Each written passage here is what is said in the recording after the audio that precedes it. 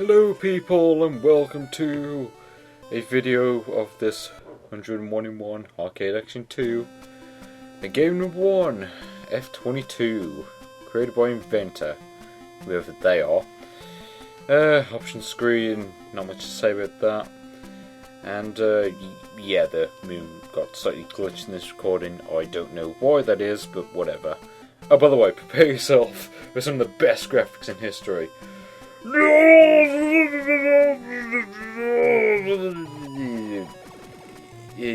Yeah, I don't even know what the hell that was supposed to be. But anyway, this is F-22, a rather simple shoot-up, which I'm terrible at. As you can see, it's for Uploaded original, it's not too bad, but screw it. Let's go into the second game, Space War. In the vast universe, far away, there is a peaceful nation consisting of 7 planets orbiting around an artificial sun. Presumably not our universe, because that wouldn't make any sense. The peace, however, is about to be shattered. By Shatterhand? Nah, maybe not. Animals, plants, and giant fish from the factories began to attack the people. Or begin to attack the people, rather. Whatever. The nation becomes lost in chaos, without knowing the reason why. A conference of representatives from the 7 planets requests the Space Police to solve the matter. Space Police. A capable commander with the codename of Gunnak is summoned. Oh yes, and Gunnak, I wonder where I've heard that name before. Yes, that's what this game is a hack of. It is a hack of Gunnak. Although you'll see on the title screen that this is actually called Space War. Yeah, no, it isn't the arcade game. That really old one that came out before Pong, I believe. And yeah, the Gunnak control room. Yeah, I like how they edited the rest of the options, but not the head in at the top. You'd think that'd be the one thing they'd modify, if anything. But anyway, you have the shopkeeper who's apparently had a boob job. And, well, there you go. Area 1, the greatest area in the world. Well, maybe not, because you do have 6 other ones after it. But as you can see, this is basically Gunnak, except the sound engine is slightly messed up, and some of the graphics are different. So from that though, it's basically the same thing. Yeah, as you can see, not much effort was put into hacking the actual game. Like I said, the graphics are a little different, but yeah, not much else is. As you can see, it's the game itself is pretty awesome, because after all, it is Gunnak. Which I believe is the sequel to Zaynak, which was an awesome shooter in itself.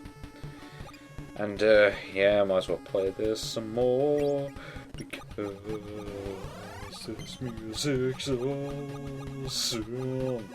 And yeah, I have 10 bombs that are apparently called 4, which is funny. I forget what they were called in the original game, but I think they were like W or something like that.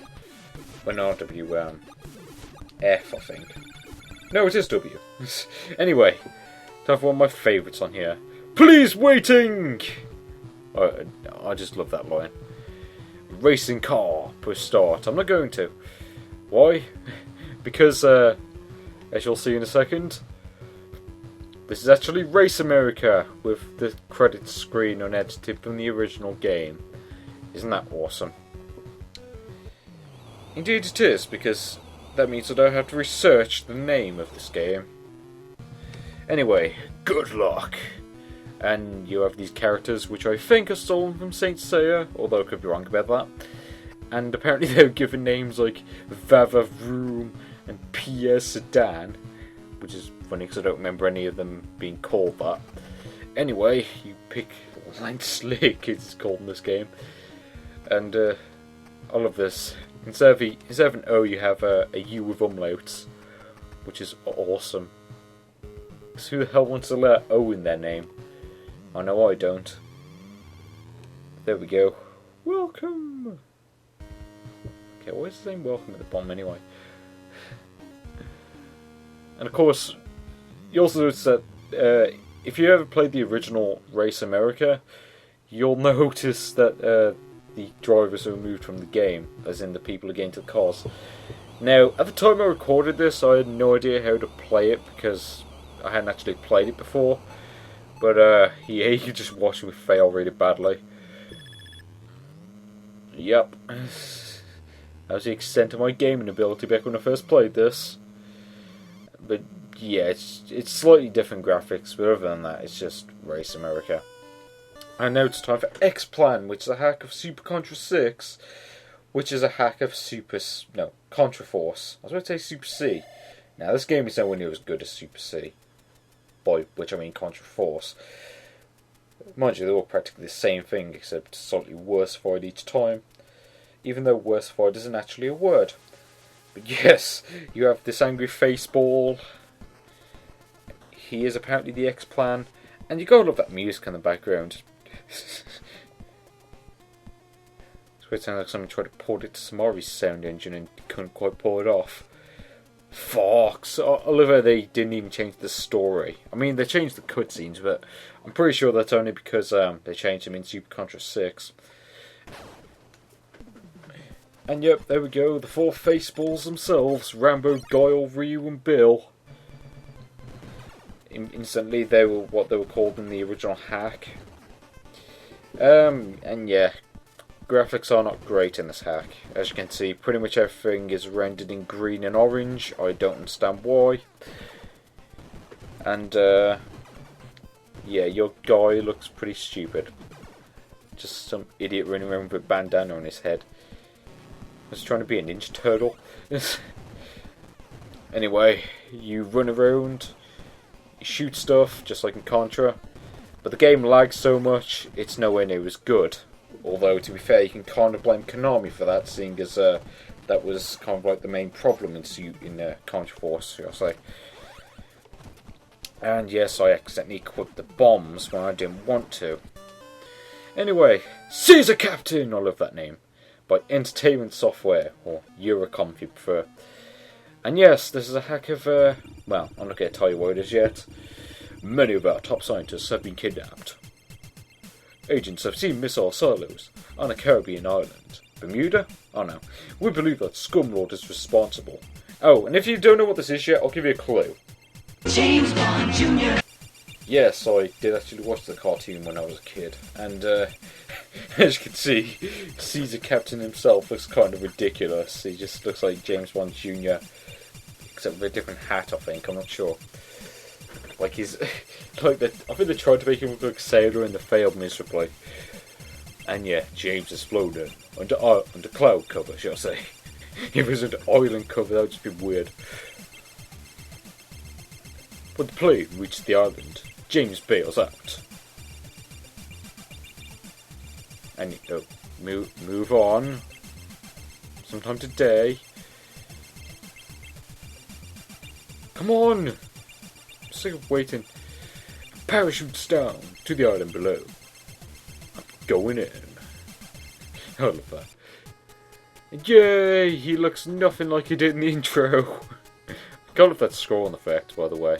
That's probably the best thing about James Bond Jr. The game, not the cartoon. Of course, the best thing about the cartoon was probably how wimpy Trevor was. In fact, if you ask me, the guy you're playing as looks more like Trevor when you're actually playing it. And yes, these screens tend to be rather annoying, so screw this, I'm going to take the cheap way out. Anyway, moving on. Yes, you also find that the enemies in this game take forever to kill. Like, the guy coming up, he takes like 20 shots or something ridiculous, some like 20, if not more. And it's like who designed it? I mean, who the hell survives like 20 bullets to the face? It just doesn't make any sense. Or 20 shots to the crotch, rather. But yeah, and then we have the obligatory, ridiculously easy puzzle game, which takes you like 10 seconds to solve, if not less. Well done, you disabled the missile. I don't even know who I am, but I'm going to be here anyway for the sake of it. And yeah, there's not really much more to say about this game, so we've gone to Happy Angel. What is Happy... Oh, Happy Angel Legend, I'm sorry. And yeah, I have to get past that. Go to the intro. Wow, Buster Bunny. Wait, no, that's not Buster Bunny. Montana Max suddenly appears on the TV. That's not Montana Max. It's like Link, except like worried or something.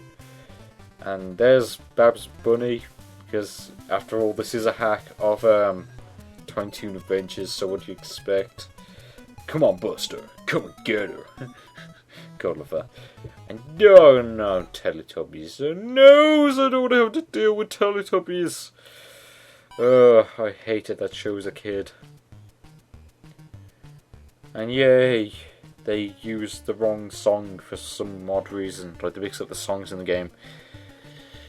And yep, Shirley's apparently turned invisible. And yes, you pick your Teletubby. Doesn't really make much difference, I don't think. And yes, you go around jumping on the enemies and crashing into them because I fail at this game. And yeah, this is it's a pretty simple platformer and a pretty good one. Although, one thing that's funny about this hack is the rather phallic things that you collect. No, I don't get that either. Anyway, yeah. And yes, it ducks with quips or something. I don't know if they even edited the sprite at all. And yeah, exit. I love weapons when you beat the level, by the way. I always thought that. Anyway, no, fighter! Oh yes, bullet A to bullet F. I have yet to meet a man that can outsmart any of them. Okay, that sounded lame. But yeah, you can choose what area to start on, which is nice if you want to cheat, unlike myself. And you automatically start off with 50 lives. I love the floating submarine. What floating submarines doing in this game, I haven't got a clue. But anyway, you play... It's basically Super C, except with hack graphics. Oh, and level 1... Oh, and Area 1 uses Area 5's music for some odd reason. I don't understand why.